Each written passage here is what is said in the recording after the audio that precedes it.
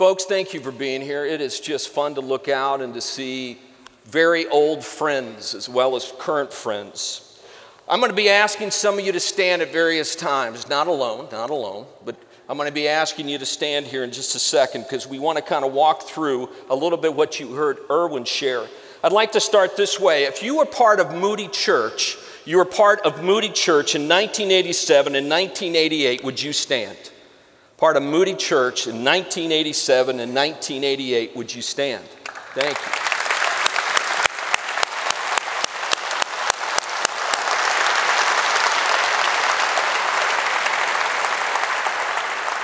you.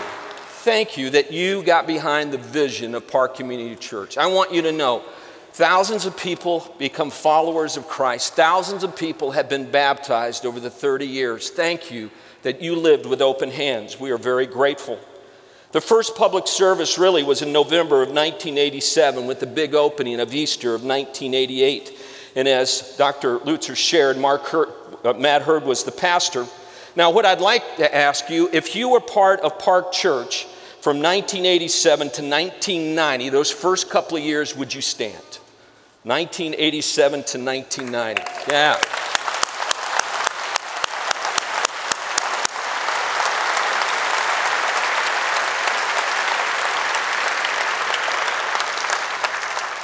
I see some various friends here. Jim Poole, one of the most creative men you'll ever meet, and Jane May sitting right over here, Tim Sigma, one of our global partners right here. Man, I'm telling you, thank you guys for rolling up your sleeves. Jonathan Masters, who Robin and Jonathan jumped in 1988 and have been with us ever since. Meeting of Francis Parker School. All right, if you've been here at Park, if you came in 1990 to 1993, the 3 years after Matt left, if you were here after Matt had left and you hung in there for those 3 years, would you stand? 1990 to 1993. Anybody here? Yeah. Okay.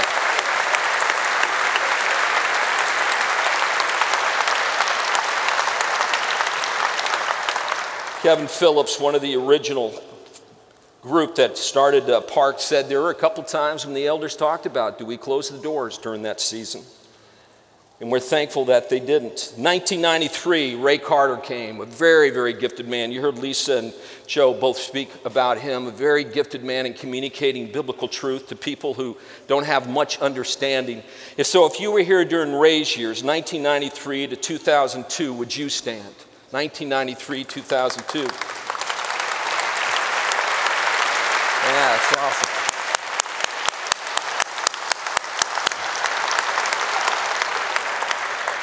Ray lives in Chicago and is still having a very effective ministry with business folks. He's been very kind to me over the years.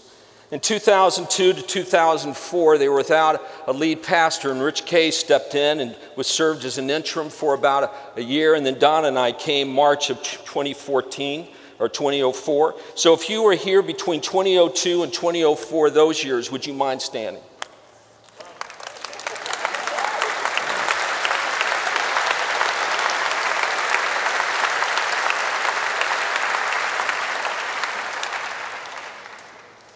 Fantastic.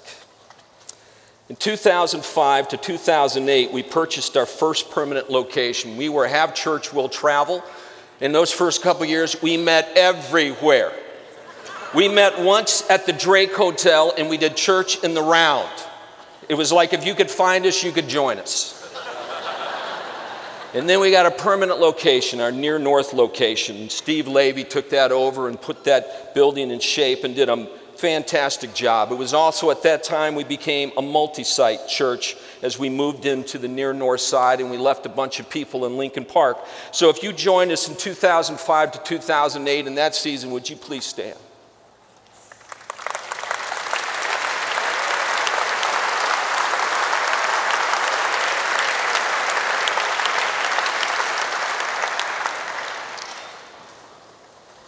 In 2008 to 2013, we launched 4 new locations. Near South, Rogers Park, Forest Glen, and Edgebrook. So if you came during that season of 2008 to 2013, would you please stand? Yeah. That's good.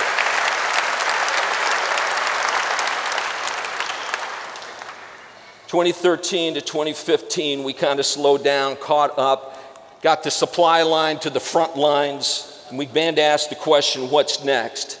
And then the Easter of 2016, we did something that we will never do again. We launched 4 new locations all at the same time. I know many of the staff had Jackson dolls sticking needles in, I have no doubt. But if you have been with us since 2016, when we've launched those new campuses, would you please stand up? 2016.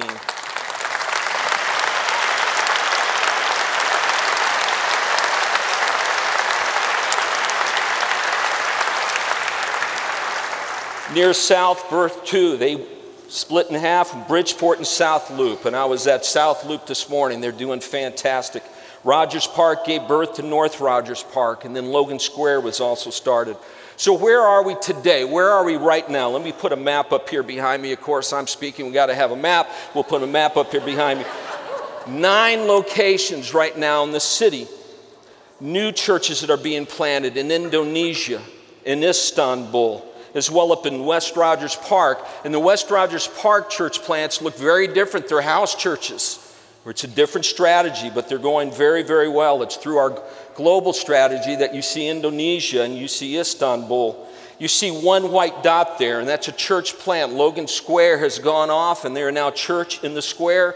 We bless them and miss them, and everything I hear from talking with Jason, they're doing really, really well. And so very encouraged about where they're going and where we are as a church.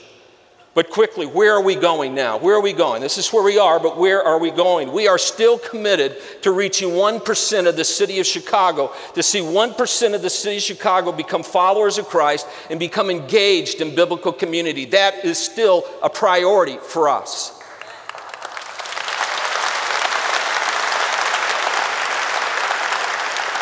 We are still committed to seeing a church in every micro neighborhood, 215 micro neighborhoods in the city of Chicago. Park is not going to have all of them. But we are committed to seeing a church accessible to every person in the city of Chicago. And we are engaged in that. And I want to let you know, we are making some adjustments. You've heard me talk about we'd like to have 20 locations by 2020, and we're realizing that probably is not going to work, that it is very hard to manage the ones we have. And so we said, okay, how can we still get after this and still accomplish what God has called us to accomplish here in the city? And so we are still committed to locations, as you see up in West Rogers Park, but we want to be even more committed to church planting. We want to plant churches that don't have our name, are not engaged with us, but where we bless them and encourage them and we say, go, and may God bless you and may you be fruitful, just like Moody did with us. The average church in America is 186 people, the average church. The medium church in America is 75 on a particular Sunday. That there is only one church for every 680 self-identified Christians in America. One church for every 680 self-identified Christians. The bad news for us is that 3,700 churches close their door every single year. And they believe, those who do study and understand this, that this will increase 50% over the next several years. 50%. The good news is 4,000 churches are starting every single year. But the 300 churches will not make up the need that we really have here in America, in the city of Chicago. America is growing from 2 to 3 million every year from birth and from immigration.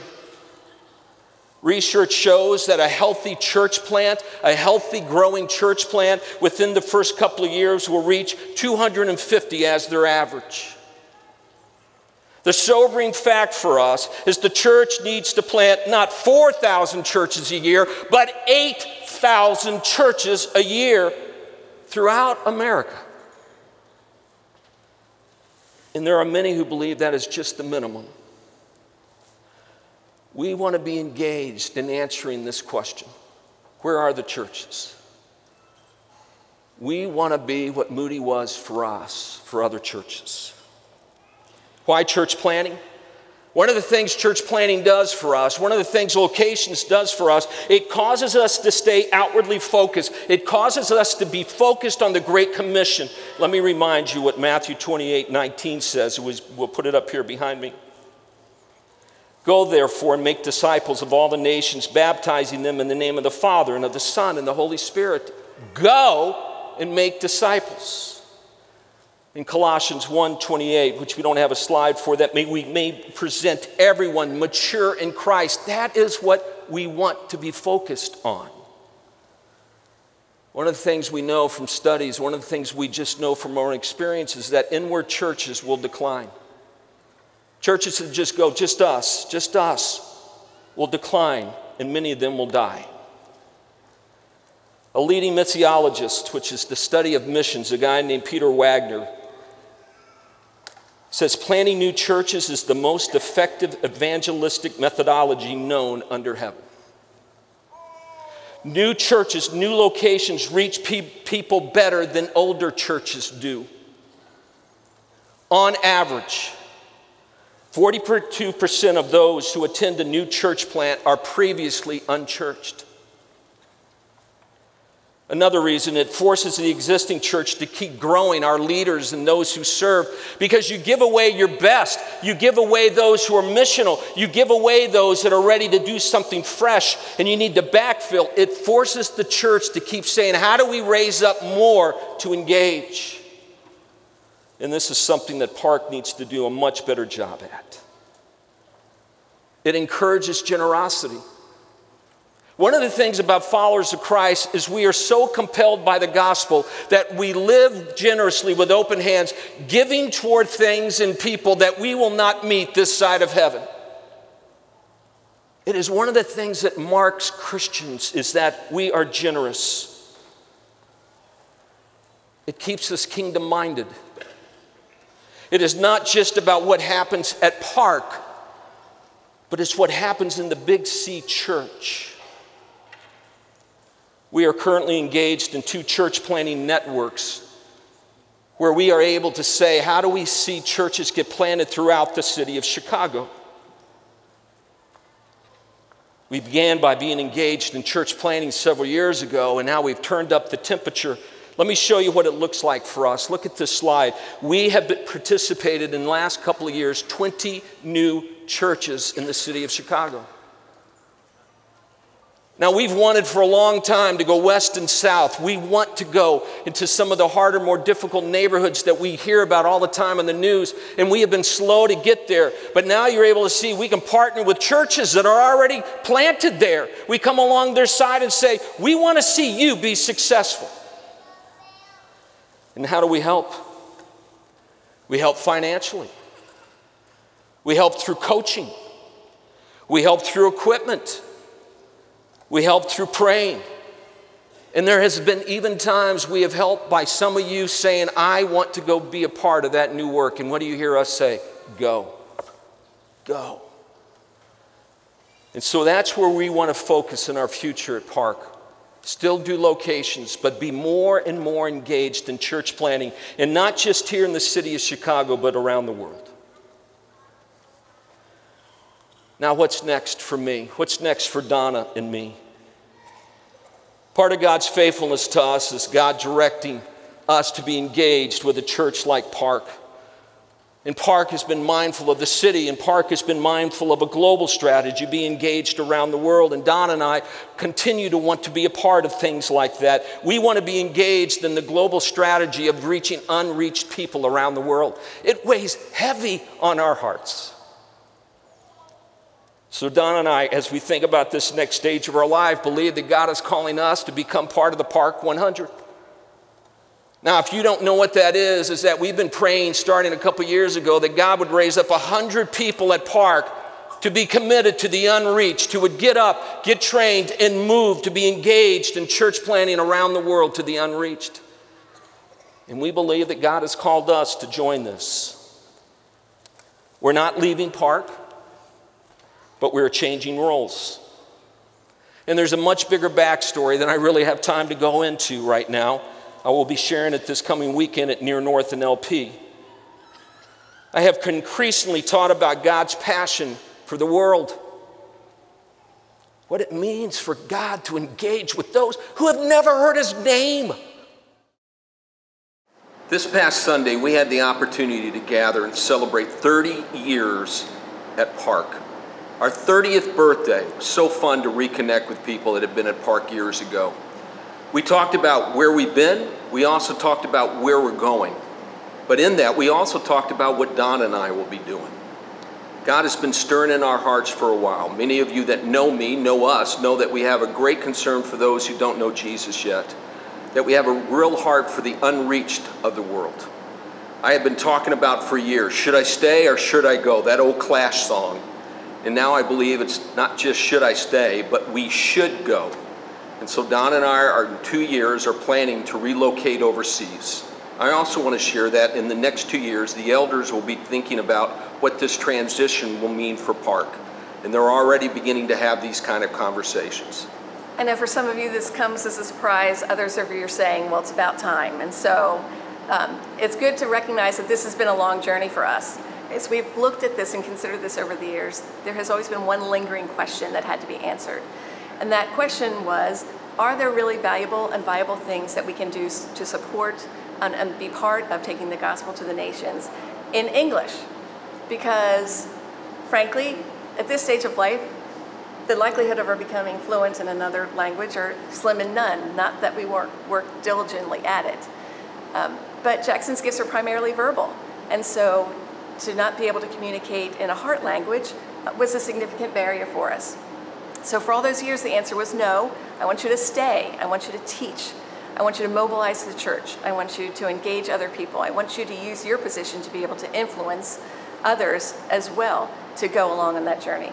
But in the this past season, the answer to that question has apparently changed.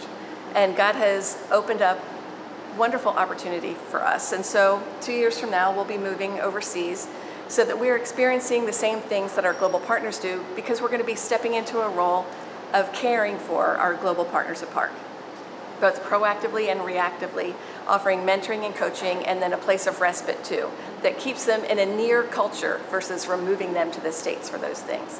So we are going to be getting rid of and packing up and moving overseas and learning to navigate a new culture, learning to understand how to communicate the gospel in culturally appropriate ways to the community where we'll be. So the 4 things that we'll be doing while we're there is A, as we mentioned, overseeing global partner care. Secondly, we'll be investing in the leadership of the local indigenous church as God has given us relationships. Thirdly, we'll be doing the very same thing that you do in Chicago. We're going to be sharing Jesus with our neighbors and getting to know them so that they too can understand the love of God. And then lastly, because we believe in the local church, we'll also be investing in the local international body as well. This will not be easy, but it really will be amazing. And so we're looking forward to what God's going to do, more so in us, as well as through us. And frankly, we're looking forward to seeing who else is going to go with us. It's a big vision, and now we're going to have an opportunity to be a part of Park 100. Please be praying with us, and please be praying for the elders as they think through this transition.